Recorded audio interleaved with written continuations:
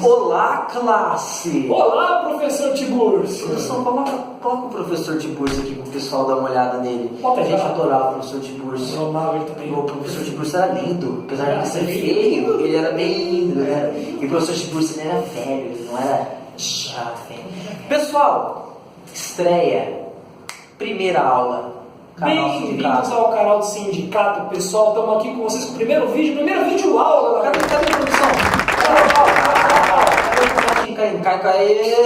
Que bonitinho, legal, gostei. Professor, vamos começar sem mais delongas? Bora. Solta essa vinheta aí.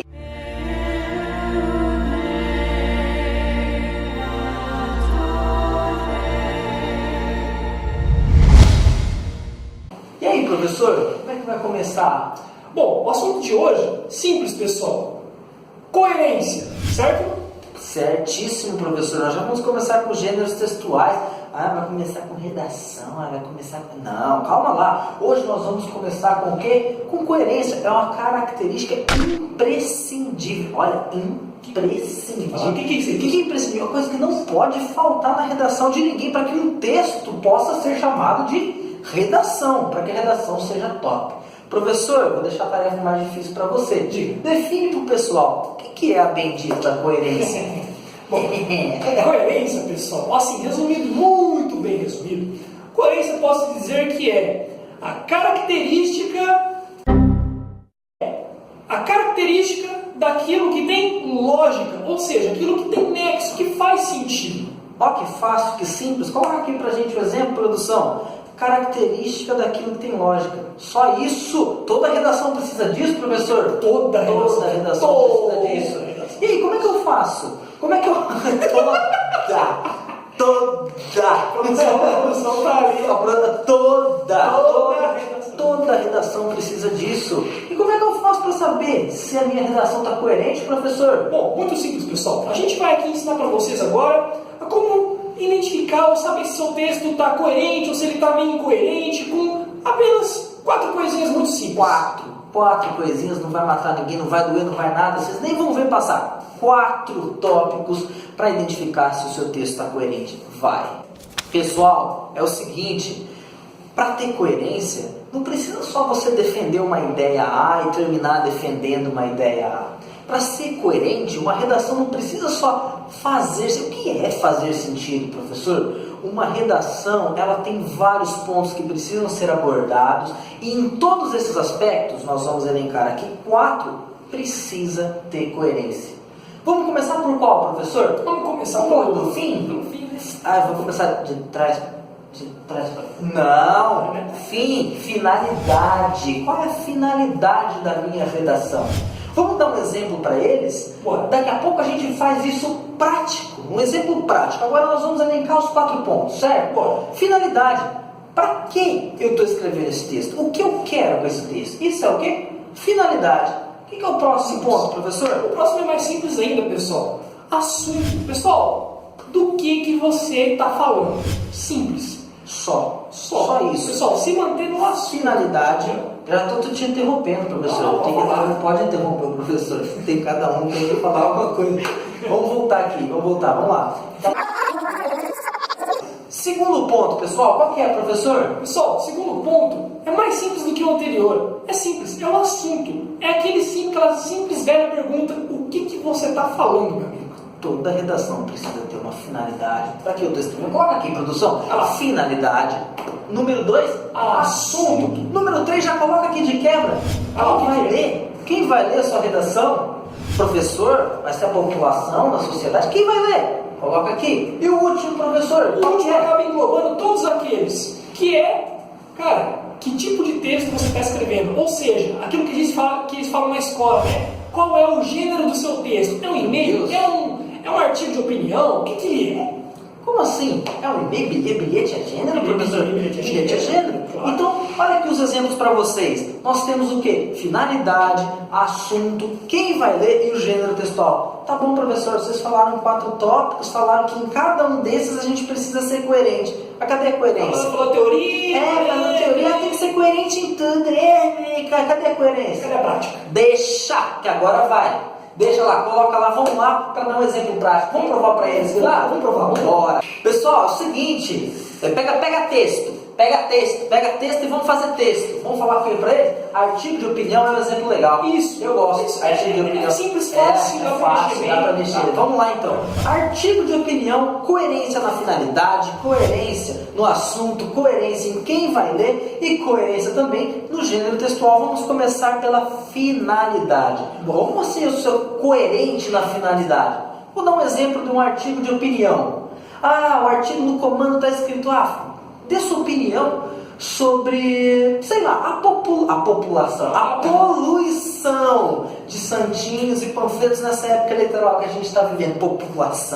A poluição de santinhos e panfletos nessa época que estamos vivendo. Você tem que dar sua opinião para isso. É para isso, essa é a finalidade. Dar a sua opinião a respeito desse tema.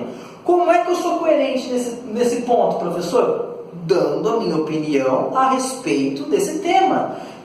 Eu sou a favor da panfletagem de santinho? Eu sou contra? Eu preciso dar a minha opinião. Assim eu sou coerente.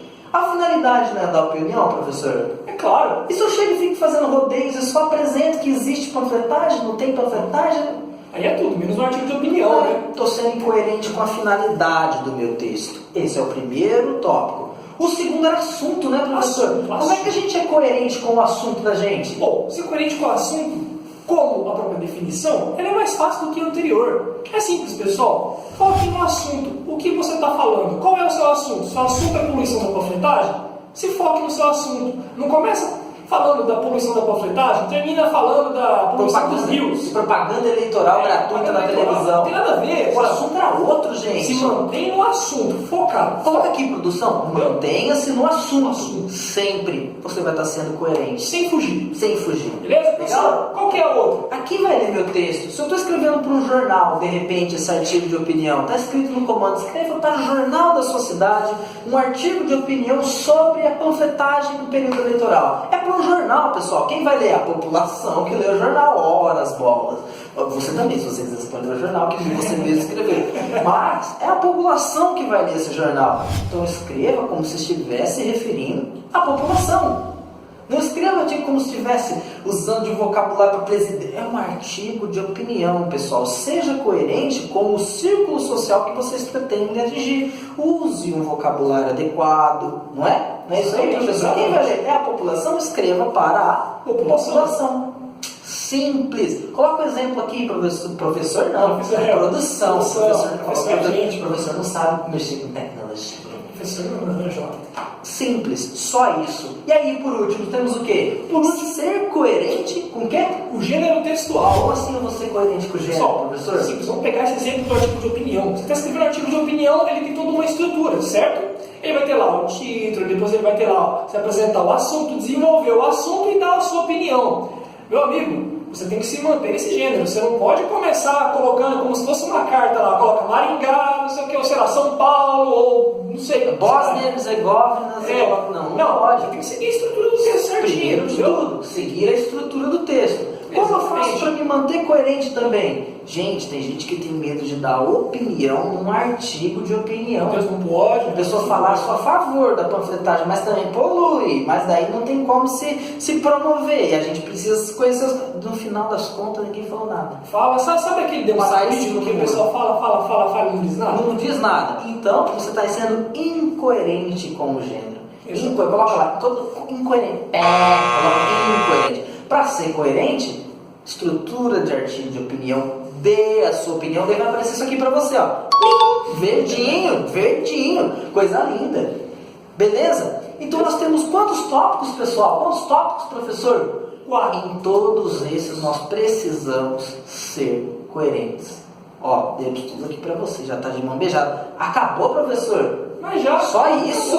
Acabou. Na minha escola demora 50 minutos. Nem 10 minutinhos. Não deu isso. Meu Deus do céu. Não tenho noção de quanto tempo ele está fundando. Vai ver, já falou 30. Mas não, acabou. É só isso, pessoal. É esse que é o sindicato. A gente está fazendo diferente. É simples. Mel na chupeta.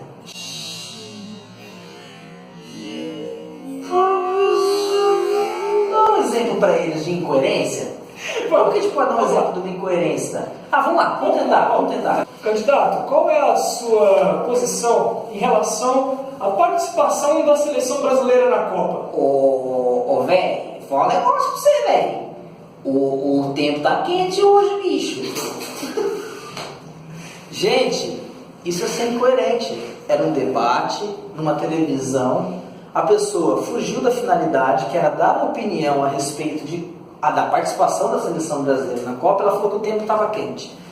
Olha o vocabulário que ela usou. Ela não está se referindo aos possíveis eleitores. Olha, isso aqui é exemplo de ser incoerente. Não é isso, professor? Exatamente. Só foi um plus. Acabou o sindicato. Grande abraço, professor. Grande abraço. O que faz agora? Agora você vai se filiar ao sindicato. Se inscreva aqui no canal, ative o sininho para receber as notificações, beleza? Só isso. Grande abraço. Muito obrigado por ter assistido até aqui. Amor, por que você me trata assim? Apenas quero